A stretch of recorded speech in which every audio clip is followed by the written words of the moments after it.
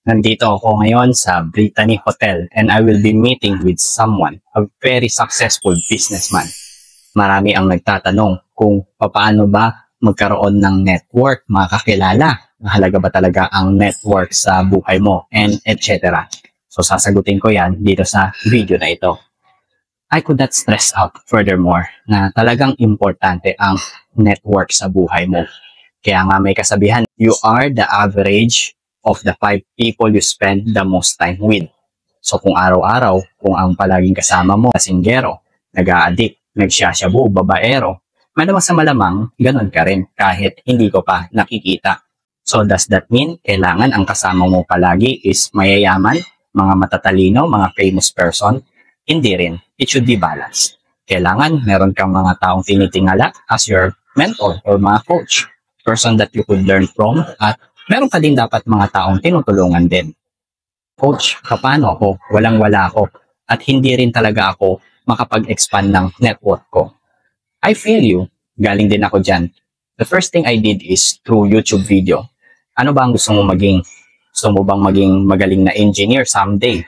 Manood ka ng mga engineering-related video. Marami dyan sa internet. Mas mahirap pa nga noon. Ngayon, sobrang dali na. Gusto mo ba maging magaling sa investment? E di magbasa-basa ka ng mga libro related sa investing. Pwede kang bumili, pwede kang pumunta sa mga bookstore at magbasa habang nakatayo. Then eventually, makakilala tayo ng mga tao sa workplace sa iba't ibang lugar, katulad ng mga event, sa mga conferences, workshop, na at least makakasabay ka na sa mga topic na pinag-uusapan nila.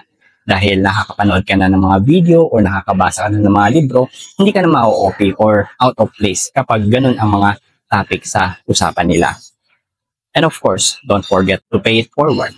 Somewhere, somehow, may mga tao din katulad ko noon na gustong matuto. That is why ginagawa ko itong financial literacy advocacy natin para makatulong to spread financial awareness. So sa mga naging mentors ko noon, sa dami nila, sa totoo lang, hindi ko na mabilang sa daliri ko. Thank you. I'm not who I am today without them. Kaya ikaw, na kung nanonood ka nito, I hope makatagpo ka ng mentor mo. And if you did, be open enough to learn. Huwag kang ma-intimidate. Parang sponge ka dapat. Accept lang ng accept. Huwag ka rin maging negative at panghinaan ng loob. Kapag napagalitan ka o napagsabihan, look forward on how you could improve yourself further. Para sa'yo din yan.